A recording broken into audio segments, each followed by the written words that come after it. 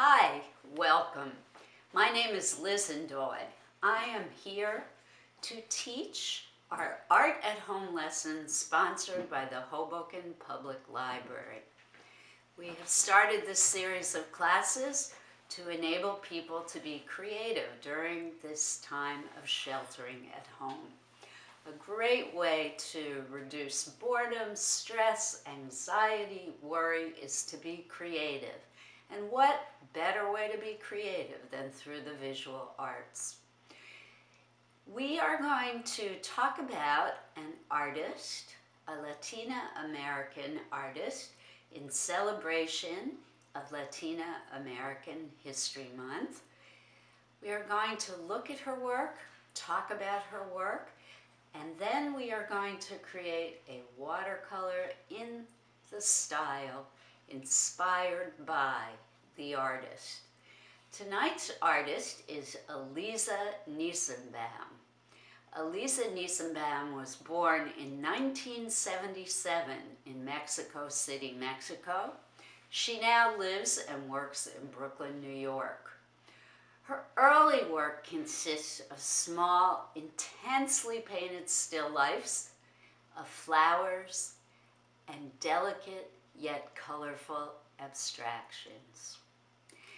In 2012, Niesenbaum began working as an art and English teacher at Tanya Bruguera's project, a community center called Immigrant Movement International. There, she started painting intimate portraits of Mexican and Central American immigrants who frequented the space.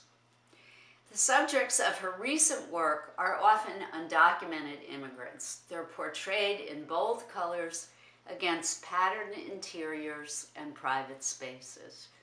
For Niesenbaum, the process of painting portraits from observation is a political act, one that sets up an ethical encounter in which both participants give their attention and trust and learn about one another.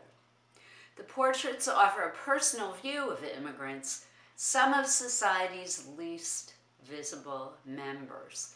And that is her goal, to make the invisible, the marginalized, become visible, to have a place in our society. We're now going to look at some of her paintings. I hope you will enjoy. And I'm hoping they will inspire you to do your own creative work. Immigrant Movement International, IMI, is an ongoing project initiated by artist Tanya Bruguera. She started it in 2010. It's located in Corona, Queens, New York, and it functions as a community space where art and education are used to empower immigrants personally and politically. Bruguera says that by engaging with contemporary art, immigrants understand how to work from their fear and the limitations they put on themselves once they enter this country. Artist Elisa Niesenbaum, who taught an English class at IMI using art, painted portraits of her students. A lot of these women are people that hide in some ways, says Niesenbaum. I was trying to give a sense of agency to the women that were here in terms of finding their voice, in terms of art, and in terms of basic English skills. You can see in this magnificent portrait that Niesenbaum had a real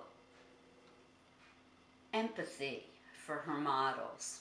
You can see that she has respect for their dignity, for this woman's inner core.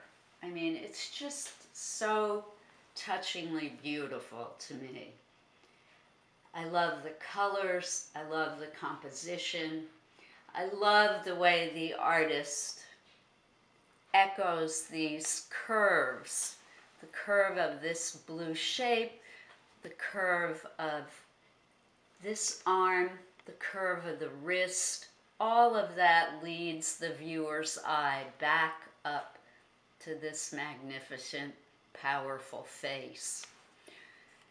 Obviously, the light must be projected from the upper right directly onto the model's face and neck, and that has enabled Niesenbaum to do this spectacular highlight on the side of the face and on the edges of the nose, and a little bit of highlight on the other side of the model's face.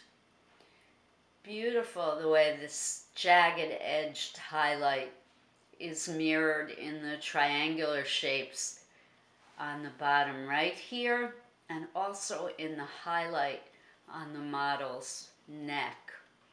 I also love this negative space of the pink in the background.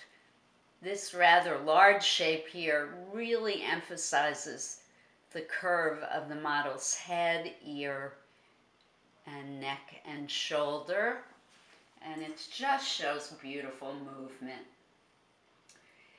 Niesenbaum has said that working with the model creates a real atmosphere of intimacy.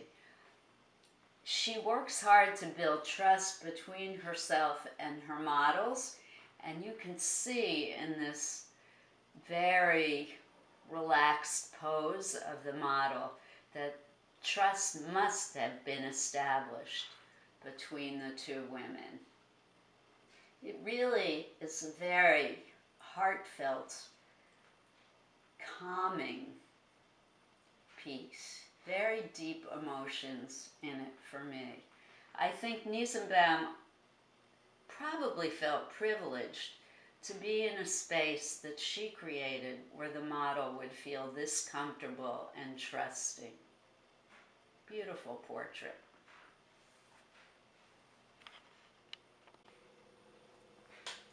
Niesenbaum has since also become known for her group portraits.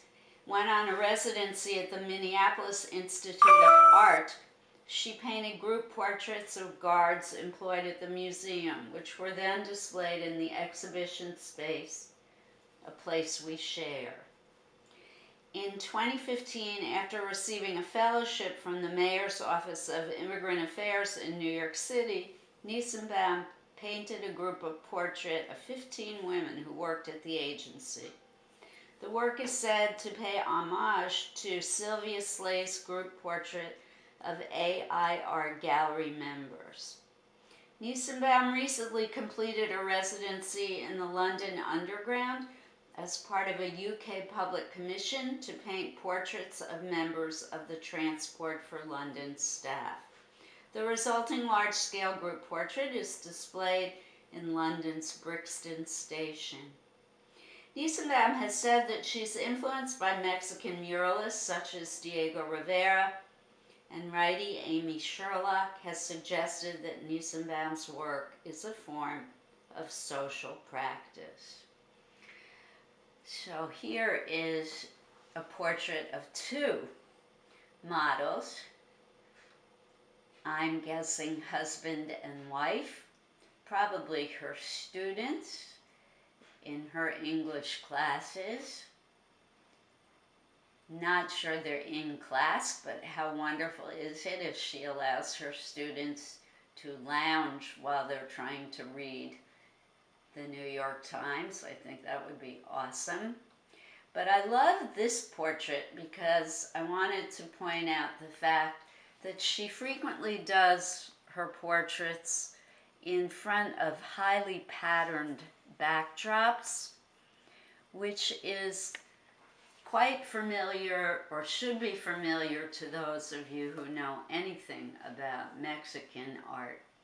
Think about people like Frida Kahlo, for example, who often has patterning behind the portraits that she creates. And in the traditional Mexican art forms, you will often see the kind of patterning that you see in this Niesenbaum painting. Again, I love the composition in this piece, the way the male figure slants a little bit towards the upper right corner and yet his arm is leaning in the other direction, and because he's touching the woman's leg, they are beautifully connected to each other. I just love, from the tilt of his shoulders down to his arm, it really makes our eye go right up to the head of the reclining woman. I also think it's kind of genius the way she has painted the model's hair going down to the floor. This dark shape of the cascading hair really balances the dark blue shorts that the gentleman is wearing. Love, love, love it. Then you have the surprise of this red pillow over here, which makes for a really beautifully imbalanced composition, which is so, so exciting to look at. And I've talked about this before, if you've ever listened to my other classes. If you make a composition completely symmetrical with the same things on both sides, it's way less interesting than when you do something inspired, like putting this brightly colored object way over on the far right side of this composition. Love it. And then she puts touches of red throughout in the background to tie in with the deep red of the pillow. Really great. And you can tell again that there is that level of trust between Niesenbaum, the portraitist, and her models. It's quite difficult to achieve that, so it's wonderful, this sense of family almost that she has while she's working. Really terrific. Look at the beautifully, I find this very tender rendering of the woman's foot here. I just love looking at the foot. And her beautiful hand holding the paper here. Really, really beautifully done painting. I love these folds, the green folds here. Pretty fantastic. And then you see that deep green repeated here behind the man. Super, super color, super shapes, super textural effects in the patterning in the background, and great, great composition. Forgot to mention this great negative shape of the floor underneath the bed or sofa. Really love this. And, the negative shapes here, the triangle between the legs, and then this negative shape between the man's legs as well. Lot going on, lot to look at in this piece. That's what makes it art.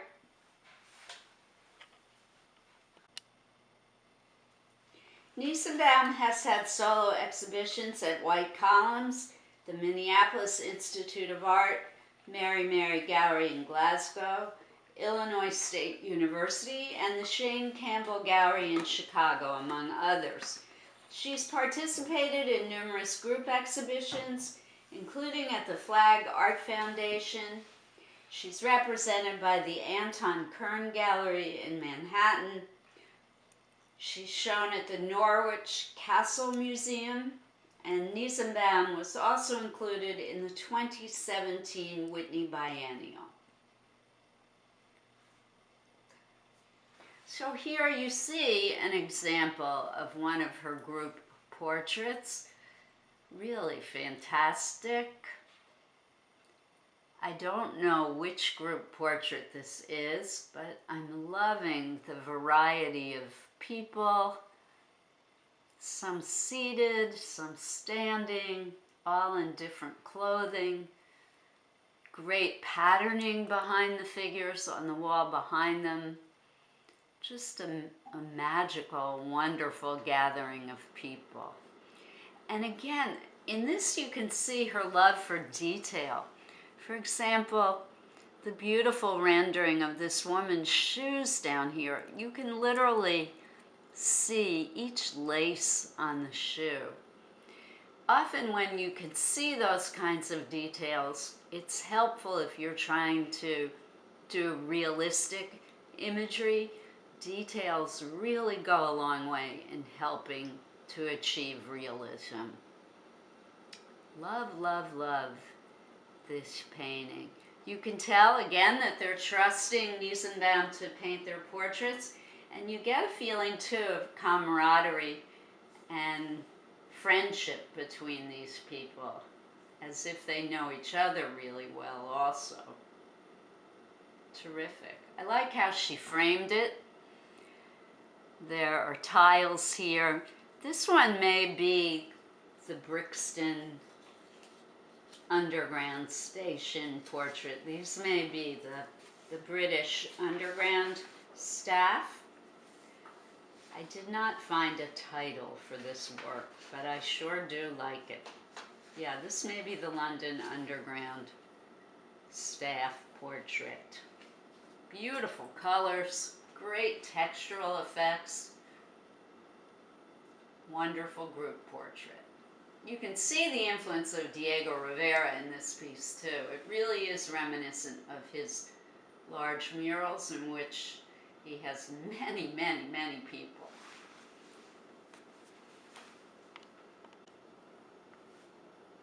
Is this model tired or depressed?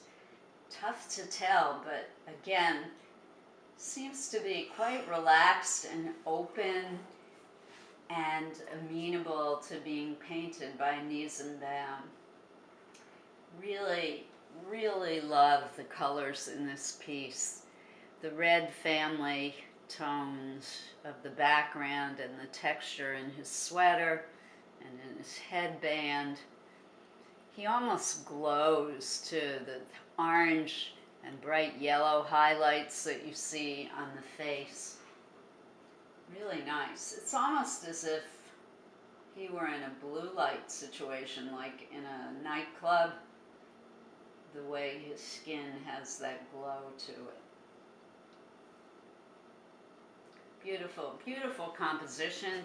Again, kind of this thrust inwards towards the figure with the red and the brown stripe here, this reddish stripe, and then this yellow ochre brown stripe.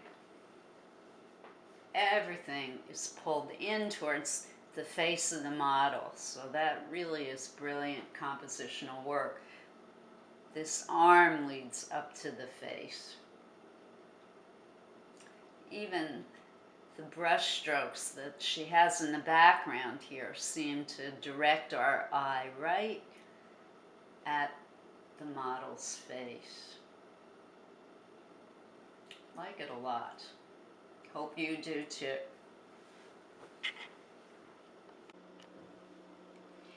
Now we're in the part of the lesson where I'm going to demonstrate for you some techniques that you could use in our project for tonight. The project that I'm suggesting you do is a portrait. I don't care who you paint, but I'm going to suggest that you look through magazines, and as I did for my inspiration for the project that I'm about to show you, I looked in the New York Times, and I found what I thought was a very moving portrait of this young migrant refugee woman and her child. And that's what I based the portrait that I'm going to create this evening. That's what I based it on.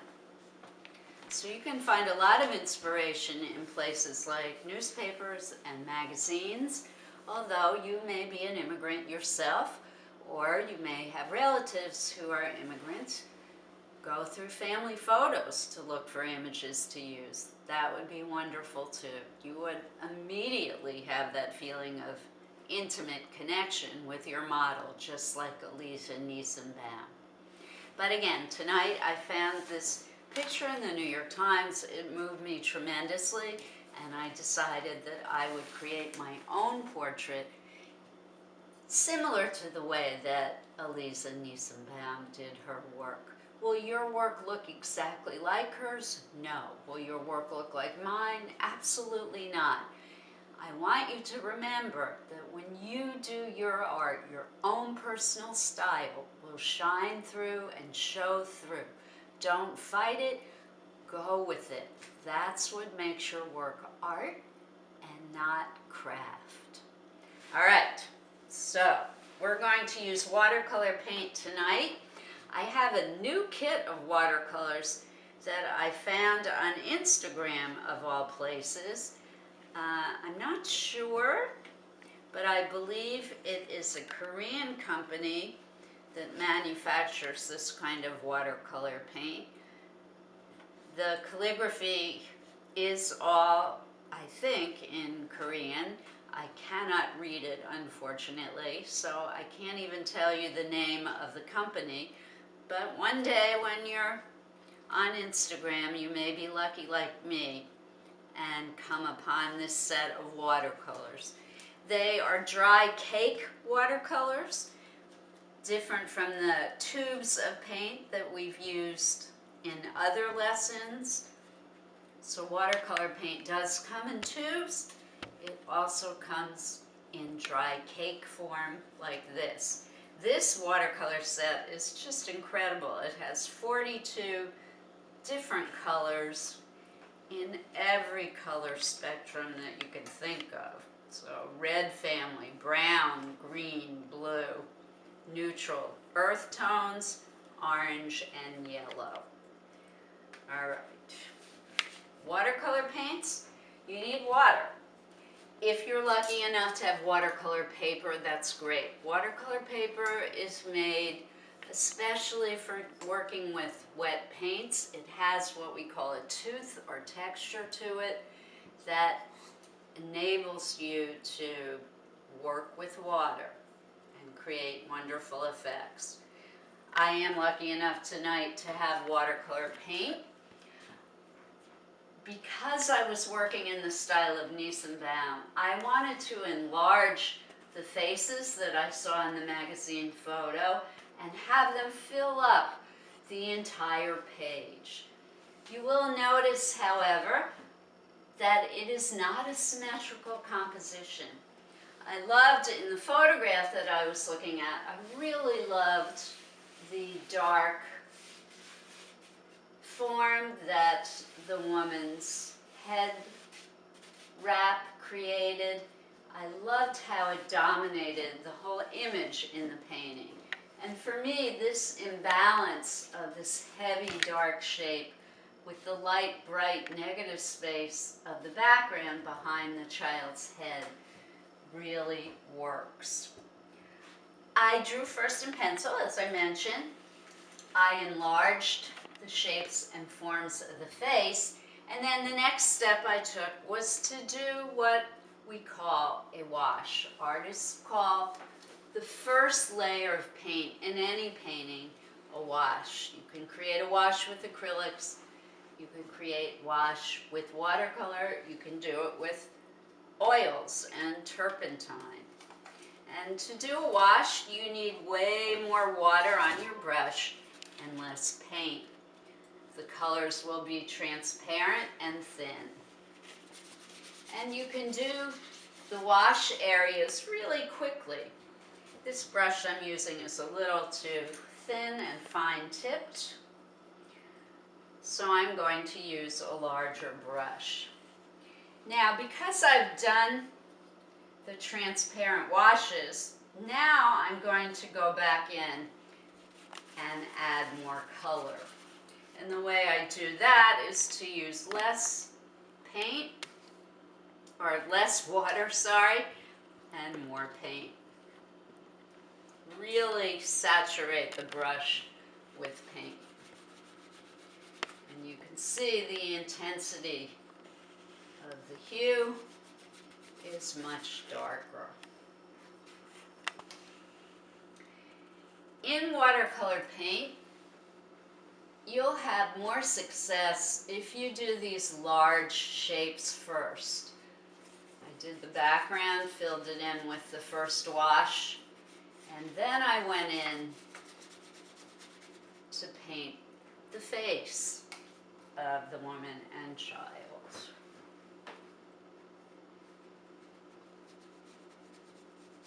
Let the watercolors drip. You see the way this is happening here? That's what watercolor paint does, and it creates beautiful textural effects. Let it just happen. All right. I love the space here, what artists call the negative space, what we think of as empty space, the negative space between the head of the mother and the young child.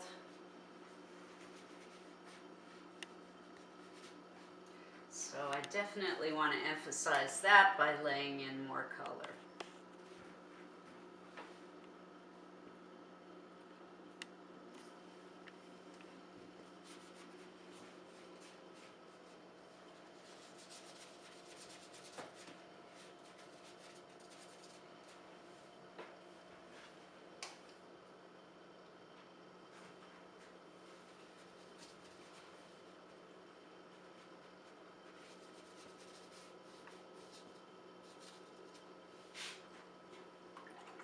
The background is an important part of every painting. Don't forget the background. It really plays an important role.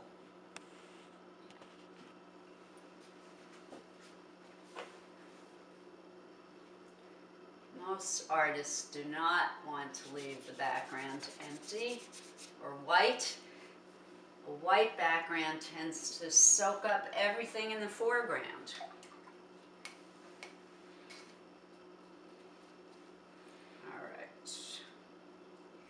I want to darken in the woman's head wrap, her hijab.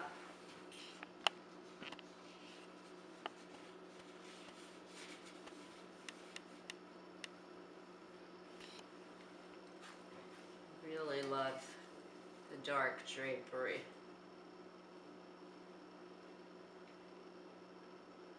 I'm looking at the photograph more closely now. I thought it was black, but in fact, it's a very deep, almost maroon color. So I think I'm going to have fun with that.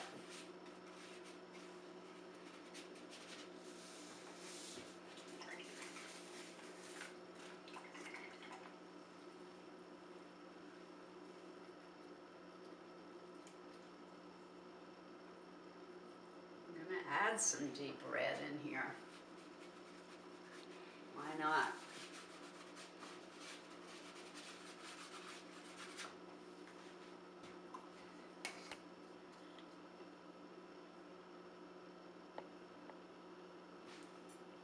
One thing you don't want to do, and I've talked about this before, you don't want to mix your colors in the palette or on.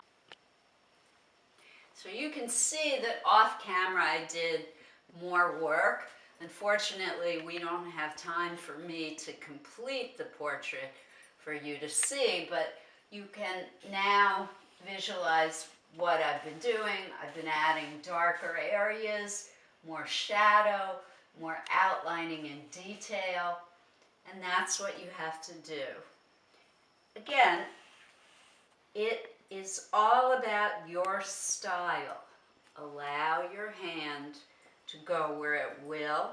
Try and relax when you do this kind of work. Let it flow. Let your style come out. That's the most wonderful part about doing creative work. So our time has come to an end, and I want to thank the Hoboken Library again for sponsoring our evenings.